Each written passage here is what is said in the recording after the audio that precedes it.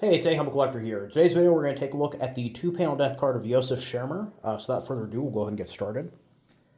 So going from the top here, we have a nice photo of Josef, and then sacrificed his life for the Führer, people, and fatherland. Josef Schermer from Toging, Unteroffizier, which is a non-commissioned officer in a motorized infantry regiment, bearer of the Iron Cross Second Class and the Bravery Medal, killed in action in the East in 1941 at the age of 27. Now, the Bravery Medal here is a bit unclear, the Tapferkeits Medal. This could be a reference to maybe the Iron Cross, though it's a bit odd that it wouldn't be referred to as the Iron Cross, as we see that's very common on death cards.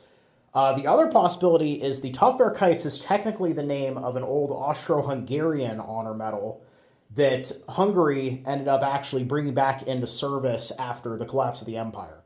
We do occasionally see on the Eastern Front where German soldiers are serving alongside some of the minor Axis nations. They sometimes get their awards. For example, I have several cards in my collection for German soldiers that have been awarded the Romanian Crusade Against Communism Medal while they were fighting alongside Romanian troops on the Eastern Front. So maybe something similar happened here.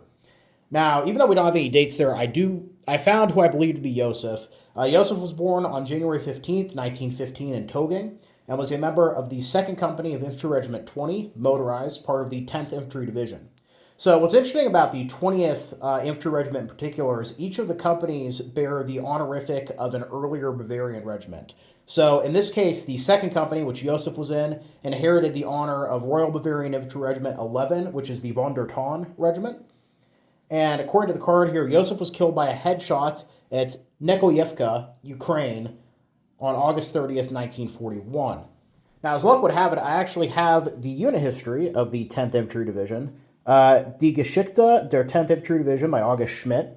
And actually, on page 106 through 107 here, we have a brief blurb talking about what was going on in the couple of days prior to Josef's death.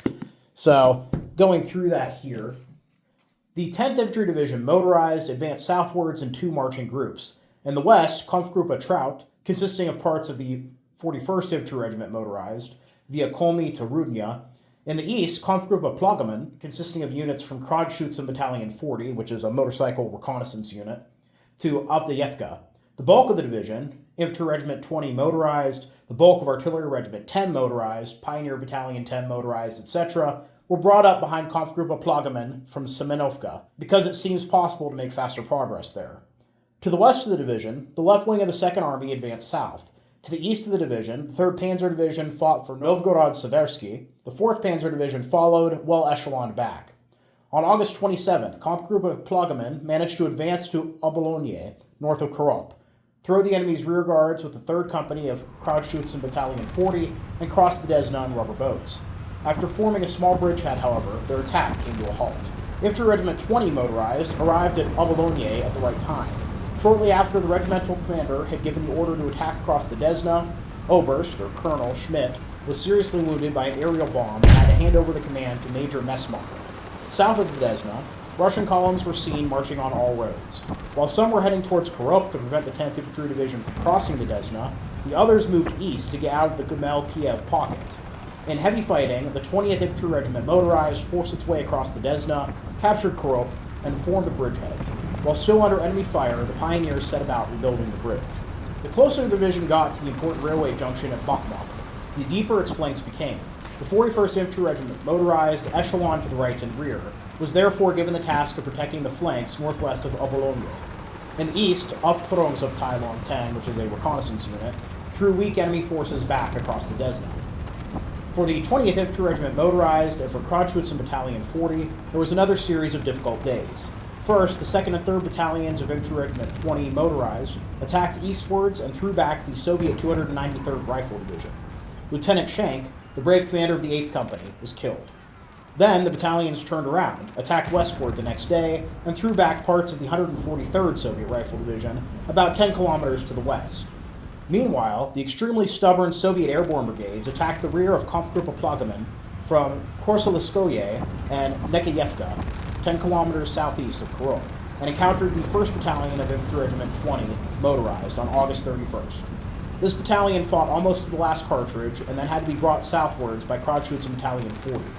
Thus, Kampfgruppe Plagemann was cut off from the division. The first requirement was therefore to reopen the route to Kampfgruppe on September 1st. After 8 hours of struggle, the connection to it was restored. It was possible to take it back to Korop without any major material loss. During a tank attack against Company 5 of Infantry Regiment 20 motorized, parts of Krautschütze Battalion 40 arrived just in time to restore the situation there. The bulk of the division was now in a firmly established bridgehead south of the Desna, from which any attack could be repelled. In the meantime, however, enemy pressure north of the Desna had increased considerably. Parts of 4 enemy divisions were kept in check by the determined action of Infantry Regiment 41 motorized. The enemy's ever-increasing northward movements threatened the division's rear communications. The division was therefore forced to leave the Korop bridgehead. So as we can see from that, Josef and his unit were involved in this heavy fighting around this bridgehead at Korop, which I had the map up there on screen. And interestingly, we know that he was killed on August 30th, and he was part of Company 2, which was most likely part of the 1st Battalion.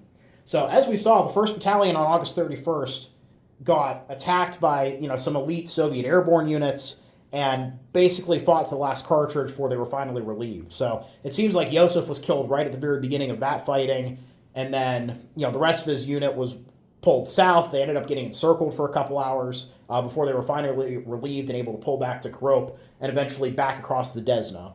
So they forced this bridgehead and then were forced to abandon it, and it was in this fighting that Josef was killed. And I find it interesting, Krautschütze Battalion 40, which is a motorcycle reconnaissance unit, as I said earlier, they seem to have been just everywhere during the fighting in this area.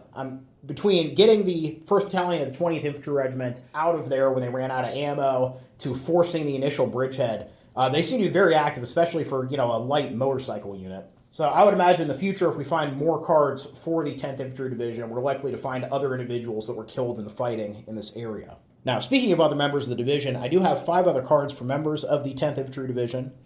Fritz Kreilinger was a Feldwebel, or sergeant, in Company 4 of Infantry Regiment 20, and died of an illness in Germany on May 20th, 1939, so actually died pre-war. Johann Greimel was a Gefreiter in the 5th Company of Infantry Regiment 85, and died in Tolignon, France on June 9th, 1940. Hans Schletzer was an Obgefreiter in the 4th Company of Infantry Regiment 20, and was killed by a headshot at Sidorovici, Belarus on July 13th, 1941.